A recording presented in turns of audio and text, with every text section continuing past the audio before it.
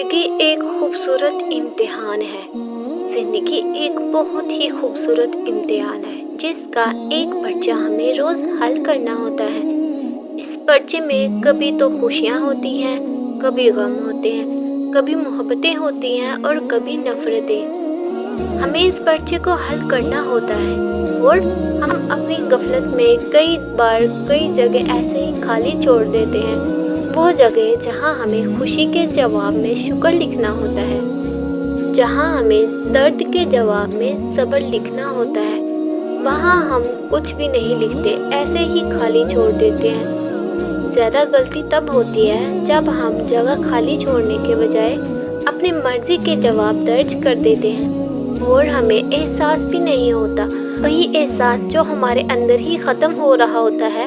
ہمیں رشتے توڑتے ہوئے احساس ہونا چاہیے مگر وہ ہمارے پاس ہوتا ہی نہیں۔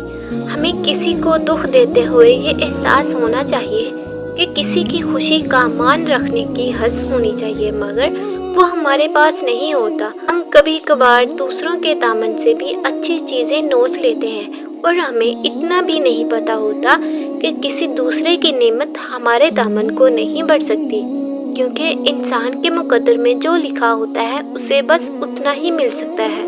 ہمارا دامن صرف ہمارے نصیب سے بڑھ سکتا ہے جسے ہم خود ضائع کر دیتے ہیں۔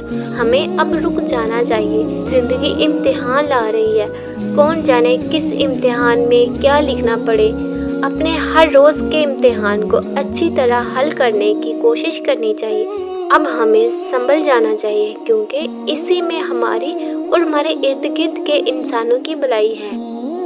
اگر ہم دوسروں کے ساتھ اچھا کریں گے تو ہمارے ساتھ بھی اچھا ہوگا، اس لیے بہتر ہے کہ ہم لوگوں کی بھلائی کریں، خدمت خلق کریں۔ اگر ہم خدمت خلق کریں گے تو اللہ پاک ہمارے نصیب اچھے کرے گا۔ دوسروں کو خوشی دینے میں ہی ہماری خوشی ہے، لیکن بعض اوقات ہم اس بات کو بھول جاتے ہیں۔